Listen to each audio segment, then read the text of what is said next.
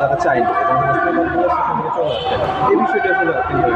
আমরা তো এটা জানি না কোন কোন দল গিয়েছিল, কোন কোন দলের কারা গিয়েছিল, তারা বলুক যে বিএনপির অমুক গিয়েছিল, গণ অধিকার পরিষদের অমুক গিয়েছিল, জামাতের অমুক গিয়েছিল, জানাক।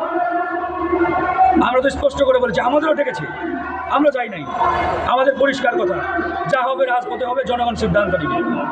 জনগণ আওয়ামী লীগ নিষিদ্ধের রায় 5ই আগস্টেই দিয়ে দিয়েছে যে আওয়ামী লীগ গণহত্যাকারী সংগঠন, তার রাজনীতি বাংলাদেশ চলবে না।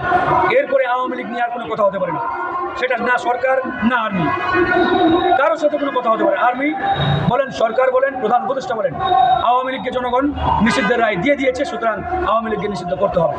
এর বাইরে আর কোনো বক্তব্য নেই, কোনো কথা নেই। একটু জানতে চাই যে নিষিদ্ধ সংগঠন ছাত্রলীগ, সেটার বিষয়ে এখনো ঝটিকা মিছিল করছে। আসলে এই বিষয়টি ছাত্রলীগ বিভিন্ন জায়গায় ঝটিকা মিছিল করছে, আমরা দেখতে পাচ্ছি। এর পিছনে সরকারের দায় আছে অবশ্যই। সরকারের আইন শৃঙ্খলা পরিস্থিতি, সরকারের স্বরাষ্ট্র উপদেষ্টা এগুলোকে যদি ডিল করতে না পারে, নিয়ন্ত্রণ করতে না পারে, তারা তো মিছিল করবেই, তারা তো হম্বিতম্বি দেখাবেই।